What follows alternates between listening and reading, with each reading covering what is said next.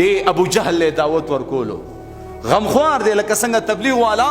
پسې خلک لګي یاره شپه ورځ نه ګوري یاره کور او دکان نه ګوري یاره کاروبار ځای تم را پسې را رواني کور تم را رواني په هر ځای کې نو په ایمان ووایئ دی د چا خبره کوي اوچته اواز سره ووایئ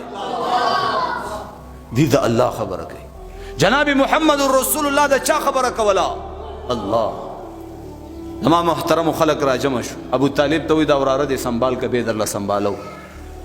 ابو طالب ترې زما محترمو پدی شرک و شرکیاتو کی پدی کفر و تیرو کی پدی ظلمت کی پدی جاہلیت کی دننا کافر ترې زما عزتمندو دفاع به کولا خو چې کله خلق را جمع شو ورته کېناسته ورته وی دا وراره دې سنبال کا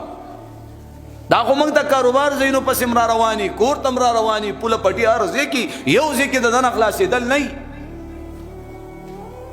ابو طالب جناب محمد رسول الله راوغوښته ورته وی وراره بس دی نور مال لانجی مگورا ورارا نور مال لانجی مگورا او دی خلقنا قلار اللہ رسول صلی اللہ علیہ وسلم ورته فرمائی و اترجانا کته پدی خفکیږي او ستا پختو ته پکې مسلوي زب کله وطن پریدم خو تر هغه پورې با زه محنت کوم کوشش کوم مجاهده به د الله د دین دپاره کوم تر څو ټول په ټوله باندې خلق الله طرف ته مې راوستي نه او یا په دې حال کې ماله مرګ راغلی نه زه نشم قلارېدی نو چې ترې پوه شو چې دا وراره مې په یو حال کې صبرېدو والا نه دی منع کېدو والا نه دی نو تره ورته وایي وراره جانه زه رانه مه انشاءالله دا تر دې چې تر کومه پورې ژوندی وي انشاءالله زه به ستا حفاظت کوم د هر طرف نه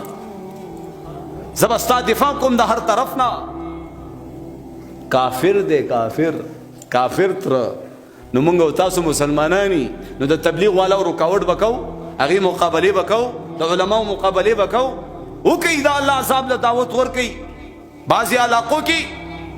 دغه تبلیغ والاو باندې پابندۍ نه په علماو باندې سختۍ نه او د عالم او د قرآن بے ادبین کولی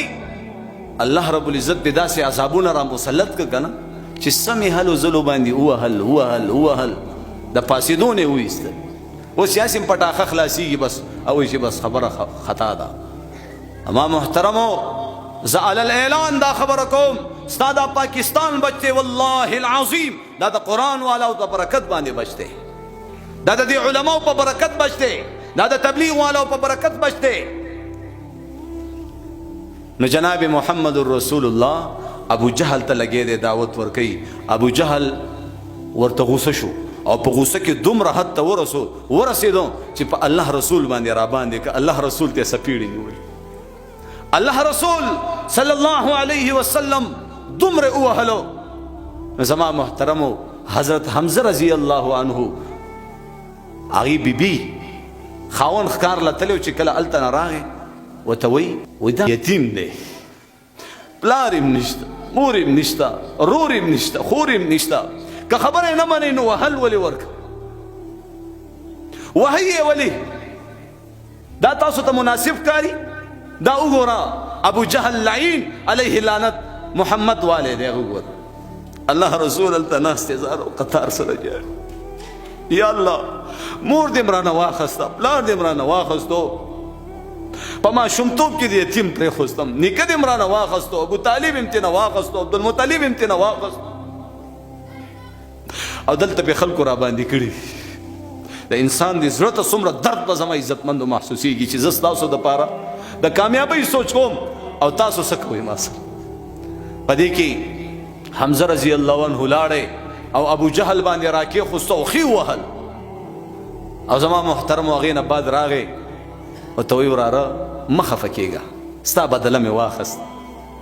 ورته وایي کاکا جانا زه په دې نه خوشحالېږم چې تا زما بدله واخست تا ابو جهل ماله ګزارونه را کړي او تا هغې نه